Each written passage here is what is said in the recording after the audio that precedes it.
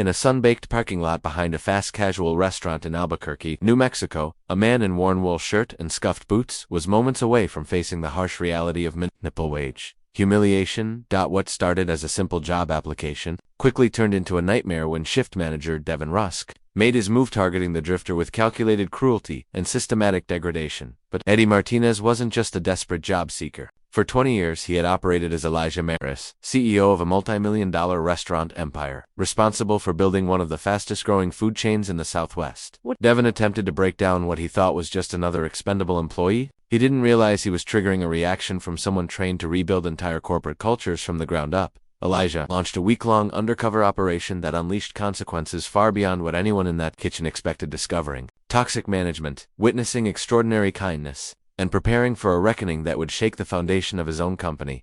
What began as a routine business evaluation transformed into a complete corporate revolution. After that day, everyone at Southwestern Grill would never forget the name Marris. Before we dive into this incredible story, can you tell us where you're watching from right now? This tale of hidden identity and unexpected kindness might hit closer to home than you think, so go ahead and hit that like and subscribe button, because stories like this remind us that the most powerful transformations happen when we least expect them.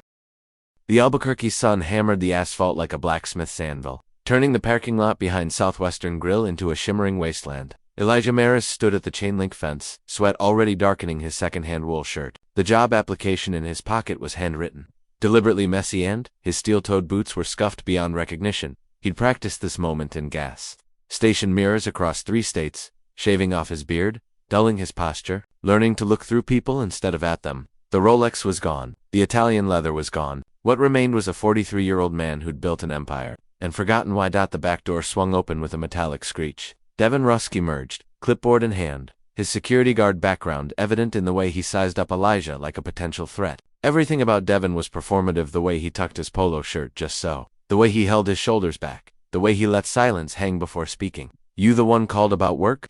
Devon's voice carried the practiced dismissal of a man who'd learned that kindness was weakness. Elijah nodded, pulling the crumpled application from his pocket. "Name's Eddie Martinez." The lie tasted metallic. Devon barely glanced at the paper. "Fast food experience. Some references. Been moving around a lot." A smirk tugged at Devon's mouth. "Yeah, I bet." He looked Elijah up and down again, cataloging the worn clothes, the desperate posture, the way Elijah's eyes didn't quite meet his. "Lucky for you, we're short-staffed. Unlucky for you, that means you get the shit jobs nobody else wants."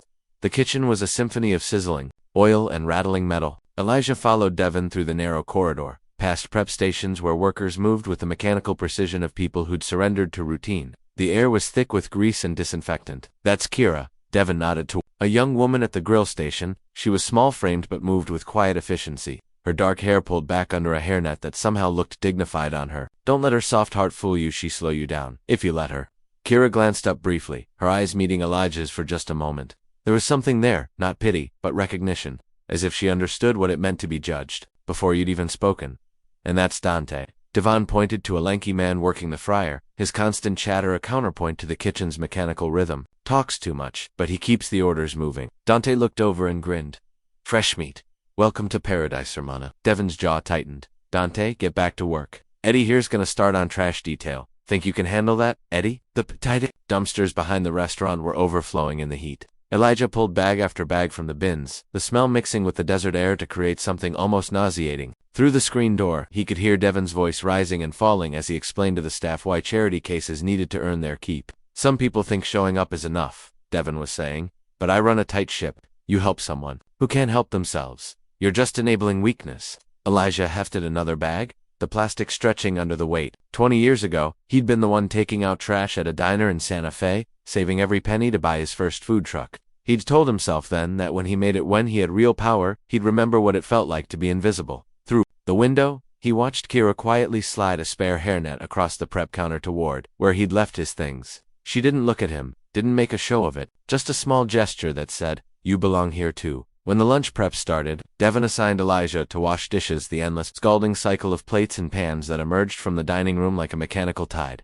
The industrial sink was too hot. The soap burned his hands, and every few minutes Devon would appear to criticize his technique. "You missed a spot. Do it again. Move faster. This isn't a spa day. Why are you using so much soap? You think we're made of money?" But Elijah kept washing, kept observing. He watched how Devon's voice changed when a customer complained, suddenly honey-sweet and apologetic. He noticed how the staff's shoulders tensed whenever Devon approached. He saw the way Kira's jaw set when Devon criticized the new hire, and how Dante's jokes became more frequent when the tension rose. The afternoon sun had begun its descent. When Elijah finally allowed himself to lean against the prep counter, his hands were raw, his back ached, and his feet felt like they were on fire. In the gas station bathroom that morning, he'd looked at himself in the mirror and wondered if he was crazy. Now, watching his employees, his people navigate the toxic ecosystem he'd unknowingly created, he wondered if he'd been crazy all along. Hey, Kira's voice was soft, barely audible over the kitchen noise. She was standing at the ice machine, filling a cup. Without looking at him directly, she set it on the counter within his reach. Drink something. Heat'll kill you faster than Devon will. The water was cold enough to shock his system. As he drank, Elijah caught a glimpse of his reflection in the steel surface of the prep table, sunburned, exhausted, anonymous. For the first time in years, he looked like he belonged somewhere. The thought should have been comforting. Instead, it terrified him.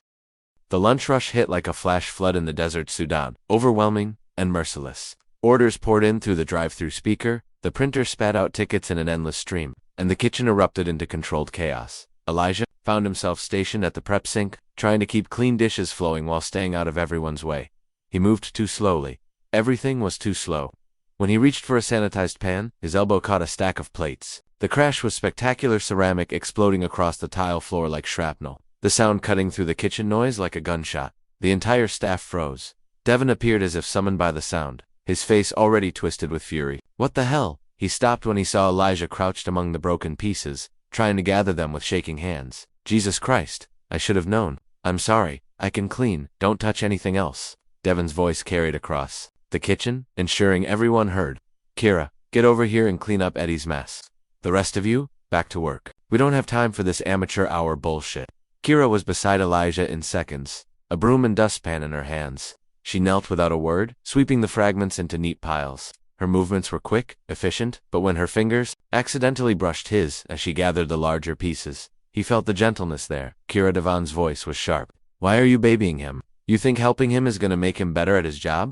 She looked up, her dark eyes steady. Accidents happen. Not on my shift, they don't. You want to slow down the whole kitchen for this guy. Fine. But when we're behind and Mr. Harlan calls asking why our times are shit, I'm gonna tell him it's because you're too busy playing mother to every stray we hire. The words hit their mark. Elijah saw Kira's cheeks flush, saw her hands pause. In their sweeping, bet she didn't back down. I got it handled, Devon. Yeah, well, handle it faster. And Eddie, next time you break something, you're paying for it out of your first check. If you last that long. The afternoon limped forward. Elijah was relegated to mopping the lowest job in the hierarchy, the one that kept him away from anything he could damage. He moved through the dining room with robotic precision, trying to ignore the way Devon watched him through the pass-through window. At 3 o'clock, the phone rang. Even from the dining room, Elijah could hear Devon's voice. Change, the same transformation he'd witnessed with difficult customers, but more extreme, obsequious, desperate. Yes, Mr. Harland. No, sir. Everything's running smooth. Times are good. Morale is high. A pause. Well, sure, there's always room for improvement. Elijah knew that voice. He'd hired Marcus Harlan 3 years ago, regional manager who treated human beings like spreadsheet entries and measured success in fractions of seconds saved. Cold, efficient, exactly the kind of leader Elijah thought he'd wanted. When Devon hung up, his face was pale. Within minutes, the kitchen atmosphere had shifted from tense to suffocating. Devon prowled between stations, finding fault with everything.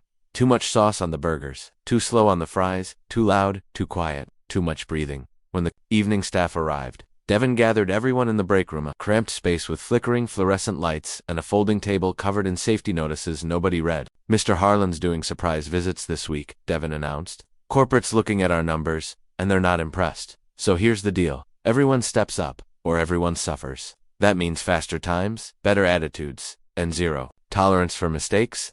His eyes found Elijah in the back corner, especially from our newest team member. Eddie, you're on cleaning duty while everyone else eats. Maybe some extra work will help you focus. The staff scattered back to their stations, leaving Elijah alone with a mop bucket and the dining room. Through the kitchen window, he watched his employees eat their shift meals, cheap food that tasted like cardboard but filled the stomach. Kira sat apart from the others, picking at a turkey sandwich. He should have been angry, should have been plotting Devon's termination, calculating the lawsuits, planning the corporate restructuring that would follow. Instead, he felt something he hadn't experienced in years. Shame. This was his company. These were his people, and he'd been so busy building an empire that he'd forgotten to build a home. The mop moved across the floor in long hypnotic strokes. Back and forth, back and forth. The repetition was almost meditative until he heard footsteps behind him. Kira stood in the doorway. Between the kitchen and dining room, her half-eaten sandwich in her hand. She looked around to make sure Devon wasn't watching, then walked over to where Elijah was working. Without a word, she tore her sandwich in half and placed one piece on the table beside him. "Eat," she said quietly. Just that one word, but it carried the weight of everything unsaid.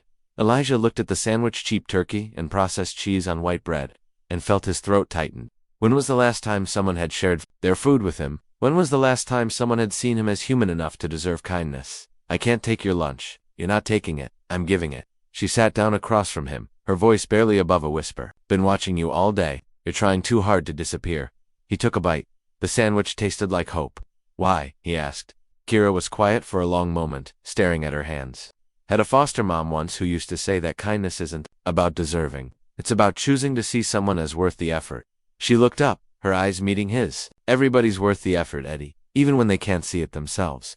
From the kitchen came the sound of Devon's voice, sharp and getting closer. Kira stood quickly, gathering the sandwich wrapper. "Better get back." "But Eddie," she paused. "At the doorway? Don't let him make you smaller than you are." As she disappeared into the kitchen, Elijah sat alone with the taste of turkey and the weight of grace. For 20 years, he'd believed that kindness was a luxury successful people couldn't afford, that compassion was weakness, that empathy was inefficiency. Kira had just proven him wrong with half a sandwich. The ice machine had been broken for 2 weeks. Devon kept promising to call the repair company, but the tickets got lost in his paperwork. And meanwhile, the staff had to trek to the gas station next door every time they needed ice for drinks. It was a small thing, the kind of operational failure that corporate efficiency experts would flag in bright red, but Devon treated it like an acceptable inconvenience. Elijah found himself staring at the machine during his break, running his fingers along the control panel. 20 minutes with a screwdriver and a can of compressed air, and he could have it running. The compressor wasn't dead, just clogged with grease and dust. Simple maintenance that had been deferred until a minor problem became a major headache. Waited until the dinner shift, when Devon was in the office doing paperwork, and the kitchen was running on autopilot. The repair took exactly 18 minutes. When Dante went to get ice for a customer's drink, and found the machine humming with fresh cubes, he let out a whoop that brought everyone running. "Magic," Dante announced, holding up a cup of perfect ice. "We got ourselves a miracle worker." Devon appeared in the doorway, suspicion written across his face. "What's all the noise about?" "Ice machine's working," Kira said simply. "About time. Probably just needed to cycle through."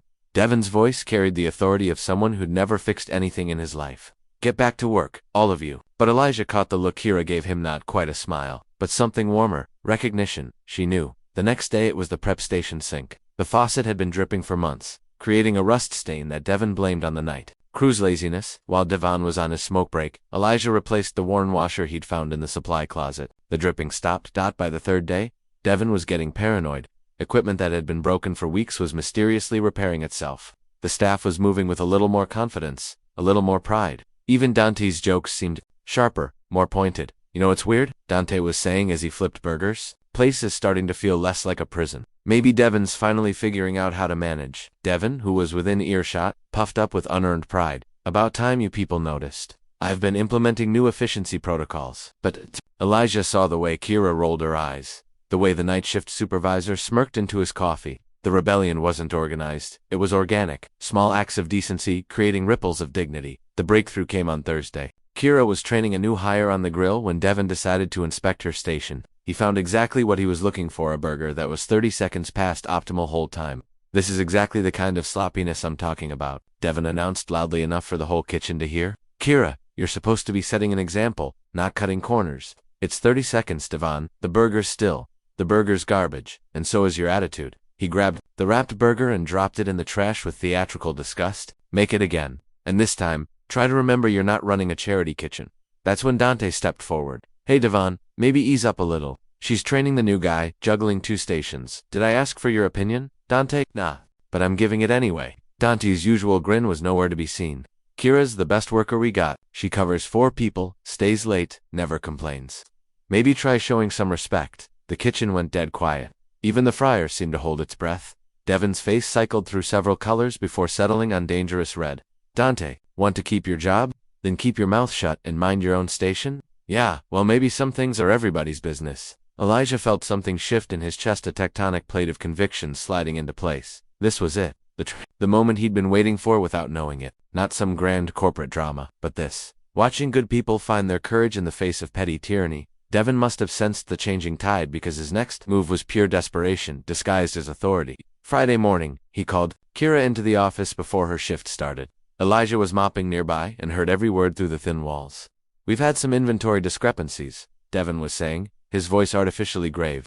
"Someone's been taking food without authorization. Now, I'm not saying it's you, Kira, but you've been awfully friendly with the new guy, and your register's been off a few cents here and there. Are you accusing me of stealing? I'm saying there's a pattern, and if this continues, I'll have to write you up 3 write-ups, and corporate policy says, I know what the policy says." Elijah could hear the hurt in her voice, the careful control of someone who'd learned not to show weakness to predators. His hands tightened on the mop handle. "I'm glad we understand each other," Devon continued. "Clean slate, fresh start. But I'll be watching, and next time you feel like playing mother to every hard luck case that walks through that door, remember your job depends on following my rules." When Kira emerged from the office, her eyes were bright with unshed tears.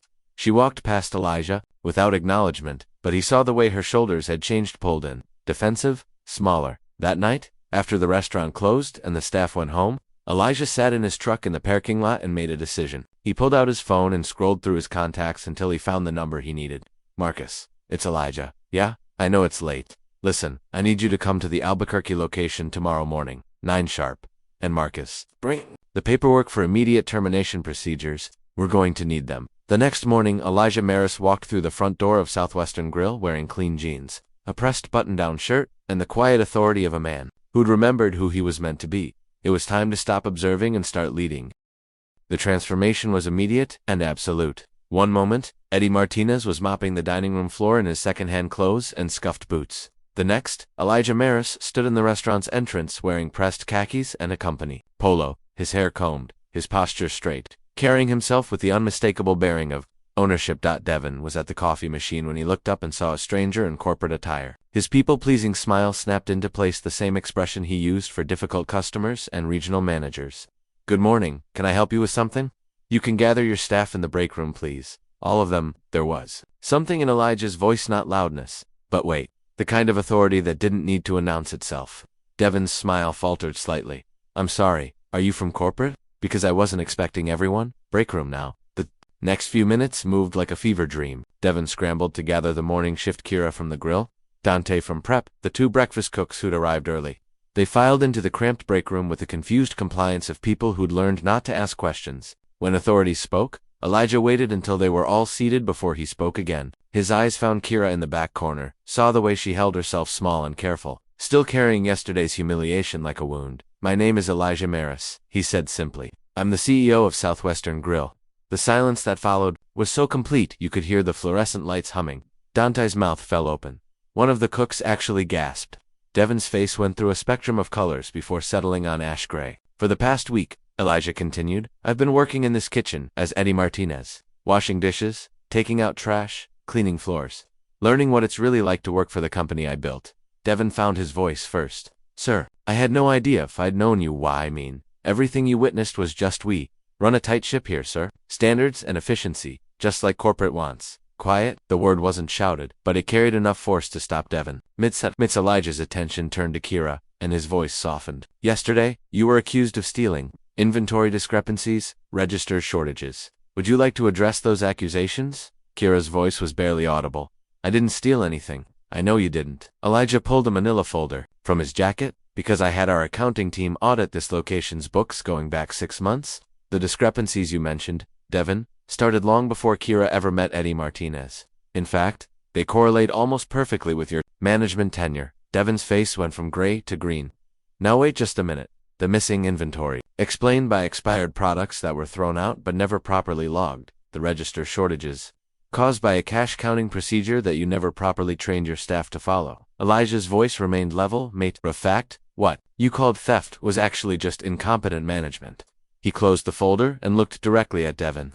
"You used fear to control people. You created a hostile work environment. You punished empathy and rewarded cruelty. And you did it, all while thinking nobody important was watching." "Sir, please, I can explain. You're fired." The words hung in the air like smoke. Devon's mouth opened and closed soundlessly. "You'll receive 2 weeks severance pay, as per company policy." Clean out your locker and leave your keys with whoever I designate as interim manager. Elijah's eyes moved around the room. Any questions about that decision? Nobody spoke. Devon stood on shaking legs, his face cycling through denial, anger, and finally, resignation. As he reached the break room door, he turned back with one last, desperate attempt at control. You people have no idea how good you had it. Without structure, without discipline, this place will fall apart in a week. Elijah waited until Devon's footsteps faded before speaking again. Structure and discipline aren't the same thing as fear and humiliation. A good manager doesn't rule through intimidation. They lead through respect. He turned to face the remaining staff people who'd spent the past week watching a stranger get torn down by their boss, and who'd slowly, quietly, started to resist. Dante, you stood up for a coworker when you thought it might cost you your job. That took courage. Dante's usual grin was nowhere to be seen. He just nodded. Kira. Elijah's voice caught slightly. You shared your lunch with someone who had nothing to offer you in return? You fixed problems that weren't your responsibility? You chose kindness when cruelty would have been easier. Tears were rolling down Kira's cheeks now. He looked hungry. You saw a human being who needed help, and you helped him. Do you know how rare that is? How precious?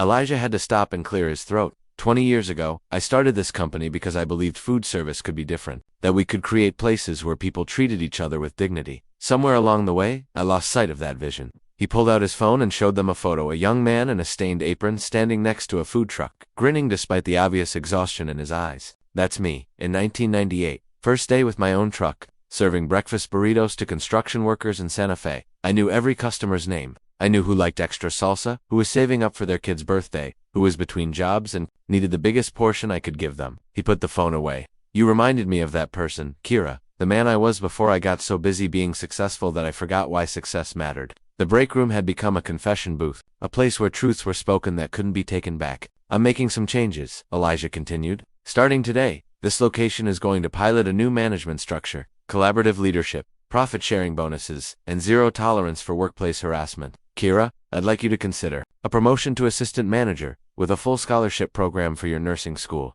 I don't know what to say. Say you'll help me remember what this company was supposed to be. The next hour was a blur of handshakes, tears, and cautious laughter. Dante cracked his first real joke in days. The breakfast cooks started talking about ideas they'd had for improving efficiency. Even the newest hire, the one Kira had been training, seemed to stand a little taller. As the morning shift dispersed back to their stations, Kira lingered in the break room. She and Elijah sat across from each other at the folding table where, just days before, she'd shared half a sandwich with a stranger. Can I ask you something? She said finally. Why didn't you just fire Devon from the start? You had the power. Elijah considered the question, because power without understanding is just tyranny with better intentions. I needed to know what my employees were really experiencing. I needed to know what kind of leader I'd become by accident. And now you know. Now I know that kindness isn't weakness. That the people who choose compassion when no one's watching are the ones worth following. He smiled. I know that a half sandwich shared in a moment of grace can change everything.